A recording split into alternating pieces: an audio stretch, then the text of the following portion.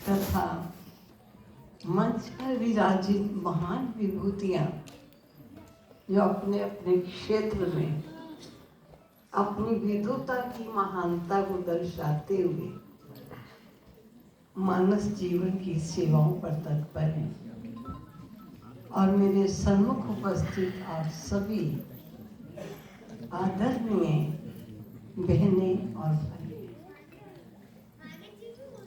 आज हम और आप सभी यहाँ एकत्रित हुए हैं पारिवारिक सशक्तिकरण की कुछ बातें सुनने की। बात करने से पूर्व ही मुझे ख्याल चल रहा था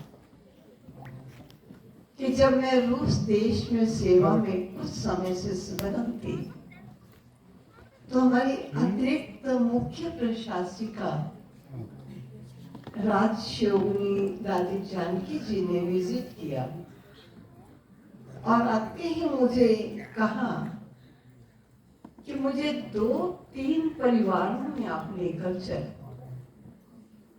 मैंने कहा दादी जी ये तो बड़े खुश हो जाएंगे, मुझे कई बार कहते हैं आप चलो हमारे घर में, लेकिन समय ना होने के कारण और वैसे भी समझता हूँ घर में क्या चलेंगे, लेकिन आप क्यों जाना चाहते हैं कि घर में तो खुश होंगे। तो कहा कि किसी भी देश की हालत को अगर सही रूप से जानना हो तो उसके परिवारों को देखना बहुत जरूरी है, क्योंकि परिवार उस देश का वो दर्पण होता है जो देश की व्यवस्था को दर्शाता है। इसलिए इस देश में मैं सेवा करने के लिए आई हूँ, मुझे कुछ परिवारों को देखना आवश्यक हो।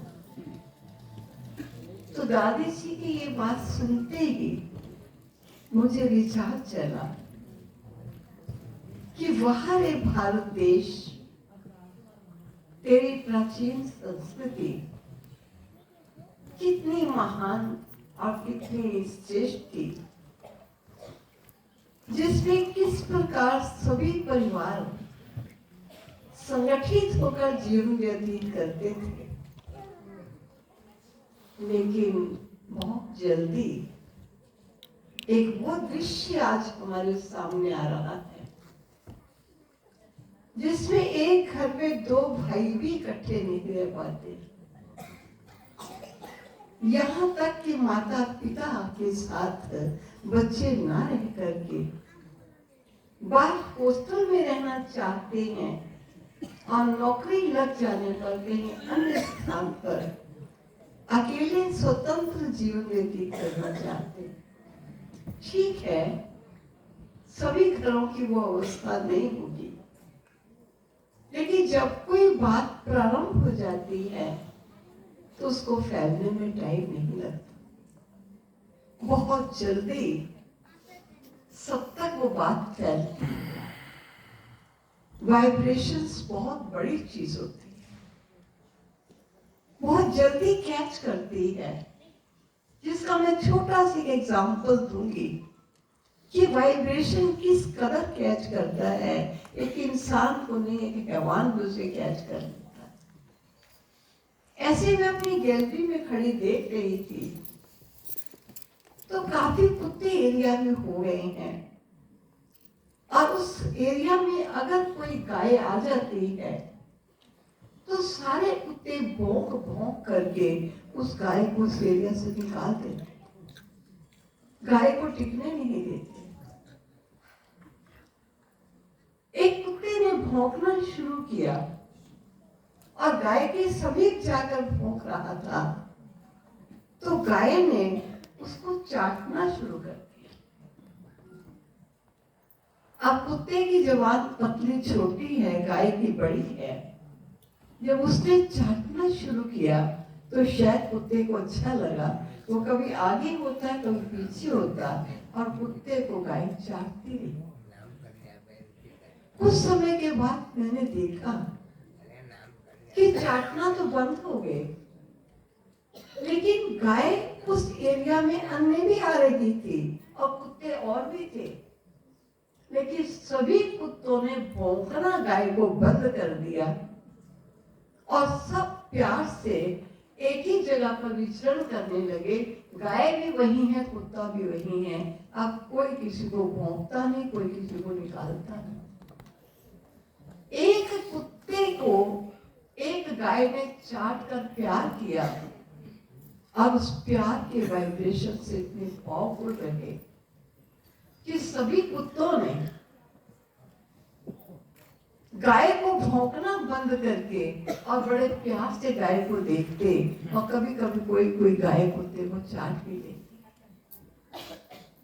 तो मैं यही कह रही थी, कोई बात जब फैलती है तो बड़ी जल्दी फैलती है, वाइब्रेशंस बहुत पावरफुल होते हैं। इसके कई एग्जाम्पल हैं। आपको मालूम है, कुछ समय पहले भी गणेश जी ने दूध पी लिया, और ये न्यूज मैं नहीं समझती हूँ, कुछ मिनटों से ज्यादा टाइम लगा होगा जो सारे वर्ल्ड में घूम गए। और हमको जापान से हमारी बहन का फोन आया, दीदी आपके पास गणेश जी की मूर्ति है, आप उन्हें दूध पिलाइए, वो दूध पी रहे हैं।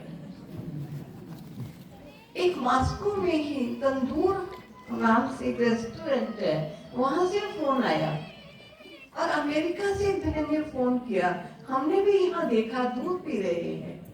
अरे दूध पी रहे हैं भारत में? अमेरिका, इंग्लैंड, जापान सब तरफ न्यूज चला गया। जब कोई प्रैक्टिकल बात आती है तो उसके फैलने में टाइम नहीं लगता, बहुत जल्दी वाइब्रेशंस जाते हैं। आज हम देख रहे हैं परिवारों की क्या हालत हो रही है। मैं एक जगह पर लेक्चर के लिए गई, मैंने फर्स्ट टाइम ये बात सुनी थी, कुछ समय की बात है। नागपुर में मैं गई तो वहां एक बहन ने लेक्चर के मध्य कहा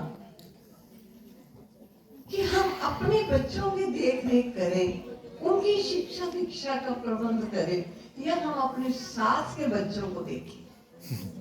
हमारे सास के बच्चों को देखने का टाइम नहीं, हम अपने ही बच्चों को देख लेंगे। मैंने सुनते ही सोचा ये क्या बोल रहे हैं। जिस देवर को भाभी बेटा समझती थी, जिस नंद को भाभी अपनी बेटी समझ के पालना देती थी, अपना सब कुछ उसे देने को तैयार होती थी, आज ये शब्द कि हम अपने बच्चों को देखें, कि हम सास के बच्चों को देखें, क्या सचमुच ये वही भारत है या परिवर्तित भारत है? लेकिन इस सब का कारण क्या है? ये जो घर परिवार में आपस के प्यार में कमी आ रही है, ना बच्चे माँ बाप के साथ रहना चाहते हैं, ना दो भाई इकट्ठे रहना चाहते हैं, ये सब का कारण क्या है? कुछ कारण तो हो, और कारण जहां तक समस्याओं का देखा गया है, या तो दैवी गुणों की कमी या नैतिक चरित्र की कमी। जब तक मनुष्य की नैतिकता जीवन में नहीं है, दैवी गुण नहीं है, वो कभी भी प्यार से और स्नेह के जीवन को यापन नहीं कर सकते। और आज इस शिक्षा का अभाव हो चुका, बहुत अभाव है। मैं एक स्थान पर गई, वहां पर कहा दीदी आज हमारा काउंसलिंग का दिन है और कुछ काउंसलिंग लेने के लिए लोग आएंगे, क्या आप भी बैठेंगे? मैंने कहा बैठने में क्या हर्ज है, लेकिन मेरी काउंसलिंग तो स्पिरिचुअल ही होगी, का कुछ भी आप कहना चाहें। एक व्यक्ति आया, उसने कहा दीदी मैं बहुत प्रॉब्लम में हूं, मेरी माँ अफीम खाती है और इतना खर्च मुझे अपनी माँ के ऊपर करना पड़ता है, प्लीज मुझे कुछ युक्ति बताइए जो मेरी माँ अफीम ना खाए और वो पैसा बचे और मैं अपने बच्चों और अपनी बीवी पर लगा सकूं। तो हमने यही पूछा कि माँ का कसूर आप बता रहे हैं कि वो अफीम लेती है तो रोगी को लाया जाए, जिससे पूछा जाए कि वो ये आदत क्यों नहीं छोड़ना चाहती। तो सेकंड डे जब माँ आई तो हमने माँ को पूछा कि आपको ये आदत कैसे पड़ गई। तो माँ ने कहा, जब ये मेरा बेटा छोटा था, पति का साया मेरे सिर से हट गया। मुझे था मैं इस बच्चे को पढ़ाऊं, लिखाऊं, बनाऊं, लायक बनाऊं। मैं मेहनत मजदूरी करके कमाती थी, लेकिन बच्चे को अच्छे स्कूल में नहीं पढ़ा सकती। उसकी तंदुरुस्ती के लिए जो मुझे चाहती करना, वो मैं कर नहीं पाती थी। तो मुझे किसी ने राय दी कि अगर आप 2 टाइम सर्विस करो तो आप ज्यादा धन उपार्जन कर सकोगी, और उसके पश्चात थक जाओगी तो रात को थोड़ी सी अफीम ले लेना, तो आपको नींद ठीक आ जाएगी, थकावट ज्यादा नहीं लगेगी, तो आप अपने बच्चों को सही पालना दे सकते। कहा, अपने बेटी के कारण मैंने ऐसी आदत डाली और मैंने बेटे को कमाया, डबल काम करके, और बेटे को पाँव पर स्टैंड किया और लाइफ बनाया। आप देखिए ये माँ की आदत कहां से बनी। माँ की आदत बनी जब माँ को बच्चे से प्यार था और अपने बच्चे को स्टैंड करने के लिए, पढ़ाई में, स्वास्थ्य में मेरा बच्चा आगे बढ़ जाए, उसके लिए उसने ये आदत डाली। और आज बेटा माँ की इस आदत से परेशान होकर क्या कहता है कि मेरी माँ इतना अफीम पर पैसा खर्च करा देती है, मैं अपने बच्चों पर अच्छा खर्च नहीं कर पाता, बीवी को समय पर मॉडर्न चीजें नहीं दिला पाता, प्लीज मेरा पैसा किसी तरह बचाओ और मेरी माँ की ये आदत हटाओ। आप विचार कीजिए, उस माँ ने उसे शिक्षित तो किया, योग्य तो बनाया, लेकिन उसको वैल्यूज नहीं दिए, उसको वो गुण नहीं दिए कि जब बच्चा बड़ा होगा तो उसको माँ और परिवार के प्रति किस प्रकार की भावनाएं रखें। जिस माँ ने अपने बच्चे के प्यार में आकर डबल काम किया और ऐसी भ्रष्ट आदत डाली, अगर वो बच्चा उसी प्यार में रह करके माँ को कहता कि मम्मी अगर आप ये आदत छोड़ दोगी तो मैं अपने बच्चों को अच्छे स्कूल में दाखिल कर सकता हूँ और उनकी पढ़ाई पर ठीक मैं व्यय करूंगा और मैं पत्नी को भी राजी कर सकता हूँ, क्या मम्मी ऐसा हो सकता है कि आप इस आदत को छोड़ो और ये धन मेरे सदुपयोग में काम आ जाए। सचमुच अगर प्यार की खातिर माँ ने बुरी आदत डाली थी, तो अगर बच्चे में भी वो प्यार के संस्कार होते तो प्यार में रह करके क्या माँ अपनी इस आदत को तिलांजलि नहीं दे सकती। लेकिन माँ ने केवल बच्चे को पढ़ाना, लिखाना और लायक बनाना ही सीखा, इतने तक केवल किया, लेकिन वैल्यूज नहीं सिखाई। आज हमारे परिवारों से ये वैल्यूज कम होते जा रहे, नैतिकता का ह्रास होता जा रहा है। आज वो परवरिश या वो पालना नहीं रही। आप अपने आप से पूछिए, कितनी बार आप बच्चों को ऐसी बातें बताते हो। बच्चा थका मांदा घर में आता है पढ़ लिख करके, माँ को क्या सुनाए, माँ स्वयं थकी हुई आई है, वो अपने काम में लग जाती है, कुछ बात सुनाता है, कहती शांत कर, मुझे अपना काम निपटाना है। जब इस प्रकार का जवाब कभी मिलता है तो धीरे धीरे बच्चा माँ को बताना बंद करके दोस्तों के पास जाता है और दोस्तों को जाके मन की बात बताता है, और दोस्तों के गाइडेंस में चलने के कारण कभी भ्रष्ट बना देता। फिर माँ बाप कहते हैं बच्चा हाथों से निकल रहा है। हाथों से निकाला किसने? आपने ही तो निकाला है। क्या आपने बच्चे के लिए कुछ समय दिया? कहते हैं जैसा अन्न होता है वैसा मन होता है। आप भोजन तो बना रहे हैं, टेलीविजन चल रहा है, गीत चल रहे हैं, कहीं आपसे मन मुटाव हो गया, मन चिंता में ग्रसित है, लेकिन आपको काम करना, जल्दी जल्दी काम भी कर रहे हो, लेकिन मनोस्थिति को कभी चेक किया? जैसा अन्न होता है वैसा मन होता है, और जैसा मन होता है वैसा ही अन्न होता है। हम किस प्रकार का अन्न बच्चों को खिलाते? एक वो समय था कि गर्भ में माँ बच्चे पर संस्कार डालती थी, ताकि मेरा बच्चा ऐसा बच्चा पैदा हो जो योग्य नहीं। आज कहाँ इन चीजों का ख्याल? बच्चा हष्ट-पुष्ट कैसे होगा? और आज बच्चा पढ़ाई पढ़ता है तो उसको कौन सी पढ़ाई पढ़ाई जाए जिससे वो ज्यादा कमा सके? आज कहाँ को नैतिकता रही है, कहाँ को आध्यात्मिकता रही? बच्चा ऐसा काम करे जिससे उसे भी अच्छा पैसा मिले और अपने पांव पर स्टैंड करे। कभी घर में बच्चे को ये कहा है कि बच्चे, मान लीजिए माँ बीमार है, मैंने एक माता बीमार थी, मैंने उनके पति से पूछा कि घर में सारा खाना पीना कौन बनाता है? तो कहा मैं ही तो बनाता, चाहे आए या ना आए, क्योंकि वो बीमार है। मैंने कहा क्यों, बच्चों का सहयोग क्यों नहीं लेते? कहा दीदी बच्चे तो पढ़ने वाले हैं, उनका कैसे सहयोग?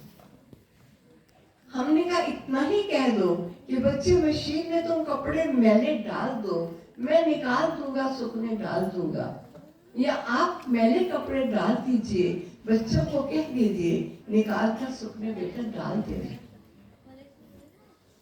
बच्चा पढ़ने वाला है, उसको पढ़ाई करनी है, लेकिन उसको माता पिता के प्रति स्नेह, कोऑपरेशन की भावनाएं, संबंध को कैसे निभाना है, ये तो उसको आपने नहीं सिखाया। आज बच्चा पढ़ता है, कहते पढ़ते बड़े बच्चा तुम पढ़ो, काम तो हम कर लेंगे, काम तो माई भी कर लेगी, आया को भी हम बुला लेंगे, तुम पढ़ा भी करो।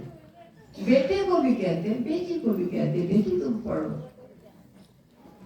खूब पढ़ते हैं, लायक हो जाते हैं, वकील जज बैरिस्टर बन जाते हैं, इंजीनियर बन जाते हैं, बड़े बड़े ओहदों पर आ जाते हैं, माँ बाप बड़े खुश होते हैं। लेकिन कभी ये सोचा कि बड़े होने पर इनके सामने अप्स एंड डाउन आएंगे, अनेक प्रकार के मनुष्य आएंगे, अनेक प्रकार की परिस्थितियां आएंगी। ये उन परिस्थितियों का सामना कैसे करें? क्या पढ़ाई लिखाई की डिग्री दिखा के परिस्थितियों का मुकाबला हो जाएगा? क्या इन्हें वो शिक्षा की जरूरत नहीं? जिन बच्चों को पढ़ाया नहीं पढ़ाया, स्टैंड किया, जब उनकी शादियां होती हैं क्यों नहीं बस पाती, ना लड़की ना लड़का? कारण क्या है? ना बसने का कारण यही है कि तू भी रानी मैं भी राजा, दोनों ही रानी और राजा हैं, तो तू भी राजा मैं भी रानी, कौन भरेगा घर का पानी? अब तू भी बैठे मैं भी बैठे, और दोनों ही। अब एक माँ बाप कभी क्या देते हैं, बेटा चलो हमारे साथ नहीं रह सकते तो अकेले रह जाओ, दोनों अपना जीवन यापन सुख से करो, हमें कोई इतराज नहीं। अब दोनों कैसे करेंगे? थोड़े दिन रहने के बाद फिर तो मैं आपस में होती, फिर भी माँ बाप दुखी है। और कारण यही होता है कि माँ बाप ने ना बच्चे को जीवन यापन करने की कला नहीं सिखाई। बेटा कैसे प्यार से जीवन जीना है। अगर एक के संस्कार ना अच्छे हो तो दूसरा अपने संस्कारों से उसको संस्कारी शिक्षा दे सकता है। तुम अपनी अच्छाई को ना छोड़ना, वो बुराई भी उसकी अच्छाई में परिवर्तित हो जाएगी। आज कह देते हैं आध्यात्मिकता ये तो बूढ़ों का काम है, रिटायर्ड लोगों का काम है, ये आजकल के पढ़े लिखे बच्चों का, जवानों का काम नहीं। आध्यात्मिकता क्या चीज है। मैं जब रूस देश में गई, उस समय कम्युनिज्म था, गोरबच्चोव के प्रेसिडेंट थे, लोगों को फ्री रहने के लिए मकान था, फ्री बिजली थी, फ्री पानी था, हर चीज रहने के लिए, खाने के लिए, पहनने के लिए, सब चीजें अगर थी भी कुछ तो बहुत सस्ते रेट्स में थी। लेकिन सबका चेहरा देखो, ऐसा लगता है कि कोई बुरी घटना इनके साथ घट गई, चेहरे पर खुशी, क्योंकि वहां लगभग 70 वर्षों से स्पिरिचुअलिटी अथवा रिलीजन बैन किया हुआ था गवर्नमेंट की तरफ से, और ये कहा गया था कि स्पिरिचुअलिटी तो वास्तव में वो अफीम है जो खा के अफीम की रेस्ट करता है। इसलिए कर्म ही धर्म है, काम करो और रोटी खाओ। लेकिन लोगों को खुशी नहीं, सब कुछ मिलता है।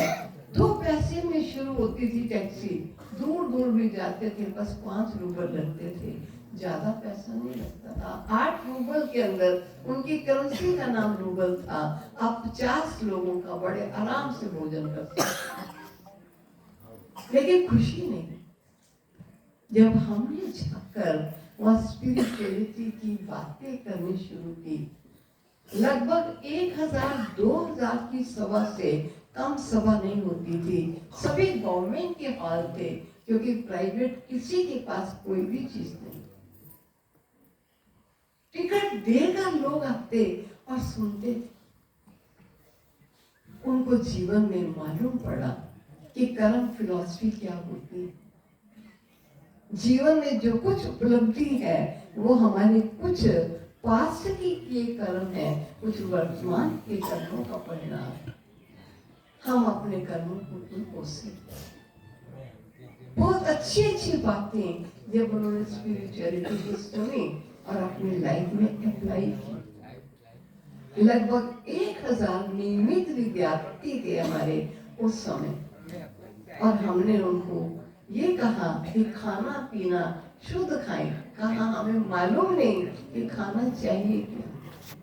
उनका भोजन मीट, मछली, अंडा, और पीने के लिए शराब, वोडका उनका बनता था। ये पानी की जगह वो पीते थे और ये खाते थे। ये उनका जीवन था। लेकिन हमने उनको खाना पीना क्या होना चाहिए, क्या जीवन यापन करना है, ये सब ज्ञान ही नहीं सुनाया। ज्ञान के साथ साथ ये सब विधियां और तरीके भी समझाए। हमने देखे उनके जीवन में जो परिवर्तन आया, बहुत सुंदर परिवर्तन आया। आज लगभग हमारे 3000 नियमित विद्यार्थी हैं। मैं गारंटी से कहती हूँ कि कोई एक भी ऐसा नहीं होगा जो नियमित विद्यार्थी है जो कभी सिगरेट और बीड़ी का भी सेवन अपने जीवन को शुद्ध और पवित्र बनाकर रोज क्लास करते। ये वास्तव में उनके जीवन का परिवर्तन है। देश पर आया था समय कम्युनिज्म का, चाहे गवर्नमेंट ने नाम बदल दिया, लेकिन लोग तो वही कम्युनिस्ट थे, राज्य तो उन्हीं का ही था।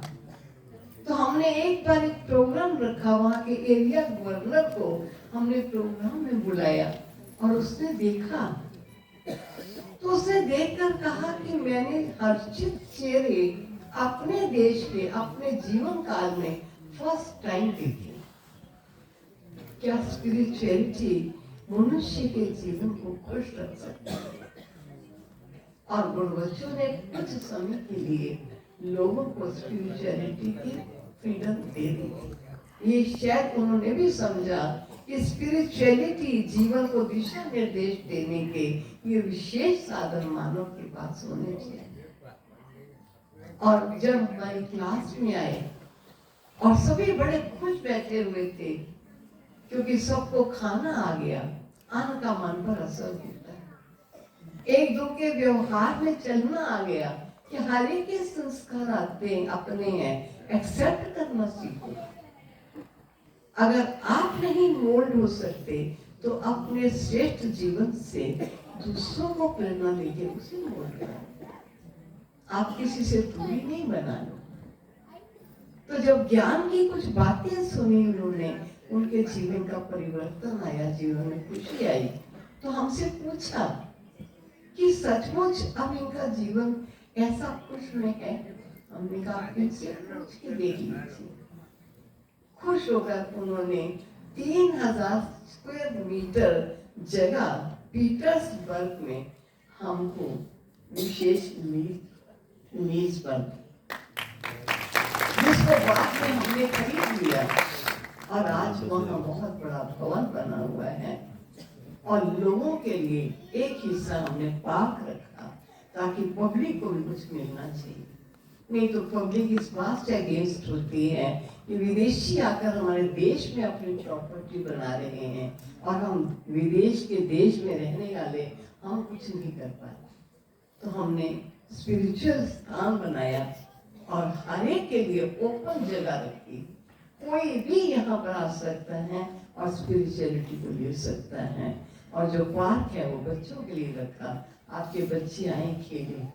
वहाँ बच्चों के लिए म्यूजियम बनाया, चित्र लगाए ताकि बच्चों को भी अच्छी अच्छी बातें बचपन से ही मिलनी चाहिए।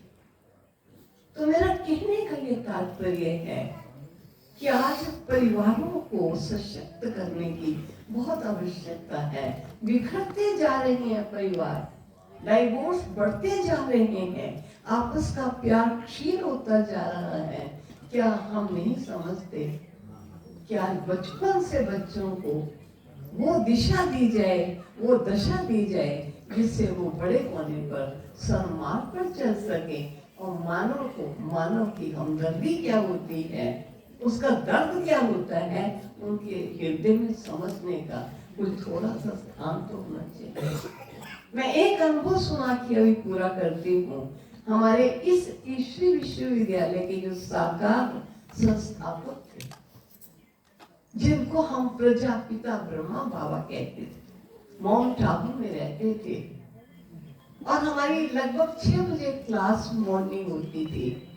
मैंने एक बार मन में सोचा कि प्रातः 4 बजे मैं बाबा के कमरे में जाकर उन्हें गुड मॉर्निंग करके फिर क्लास के लिए तैयार होंगी।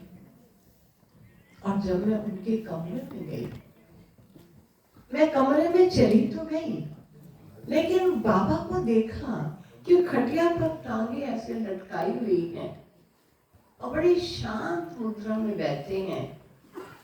ऐसा प्रतीत हो रहा था कि तन से वो वहां बैठे हैं, लेकिन वैसे वो आत्मा मन से यहाँ नहीं है। मुझे अच्छा नहीं लगा कि मैं आगे बढ़कर जाकर उनको कहूँ गुड मॉर्निंग बाबा। मैं खड़ी रही इस द्वंद में कि मैं वापस जाऊं या आगे बढ़ूं।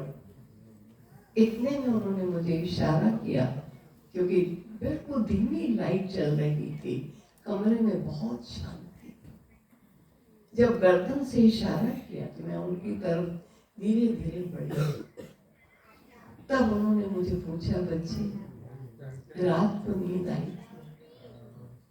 मैंने कहा बहुत अच्छी नींद आई, क्योंकि उस समय पहाड़ हरियाली बहुत थी और मच्छर हुआ करते थे। तो हमारे कमरों में रोज सामग्री लेकर बहनें सामग्री का धुआं देती थी ताकि मच्छरों से बचकर रेस्ट सब कर सके। मैंने सोचा इसलिए बाबा मेरे से पूछते। उन्होंने कहा बच्चों को इतनी नींद आनी नहीं चाहिए। बच्चे दुनिया में बहुत अशांत, बहुत दुखी हैं, बहुत परेशान है, बहुत परिस्थितियों से घिरे हुए हैं। ये बाबा कई बार सो नहीं पाता। दुखी परेशान आत्माओं की जैसे आवाज सुनाई देती है और मैं उस सर्वशक्तिवान से कनेक्शन जोड़कर उनकी शक्ति, लाइट और माइट जैसे मैं प्राप्त कर रहा हूँ और मैं अशांत और परेशान आत्माओं को दे रहा हूँ। वो जहां भी है वो इन वाइब्रेशंस को कैच करें और शांत हो जाए। तब उन्होंने हमसे कहा, बच्चे तुम नहीं सुनते हो आवाज। जब आपके हृदय में मानव मात्र के प्रति रहम आएगा, कल्याण होगा, मनुष्य के लिए सहानुभूति की भावनाएं आएंगी, तब आपको परेशान आत्माओं की आवाज सुनाई देगी और आप भी मुझ परमात्मा से कनेक्शन जोड़ करके, मुझ परमात्मा की शक्तियों को प्राप्त करके विश्व की आत्माओं को ज्ञान द्वारा या इन शक्तियों द्वारा सहयोग दो। तो मैं ऐसा कहना चाहूंगी कि आज के गिरते हुए वैल्यूज के जीवन को थमाने का समय है। अगर नहीं थमाएंगे दिनों दिन क्या होगा, परिणाम सामने। इसलिए आध्यात्मिकता हमारे जीवन का मूल तत्व होना चाहिए। अपने जीवन को पहचाने। कर्म फिलॉसफी क्या है, हम हैं कौन, हम इस धरा पर कहां से आए हैं, हम किस लिए आए हैं, कहाँ हमको जाना है, कब हमको जाना है, कुछ नॉलेज तो चाहिए। तो स्पिरिचुअलिटी इन्हीं सब बातों के गहन रहस्य स्पर्श करती। तो आओ मिलकर इन परिवारों को सशक्त बनाएं और अपने जीवन सुख में और शांति में। ओम शांति।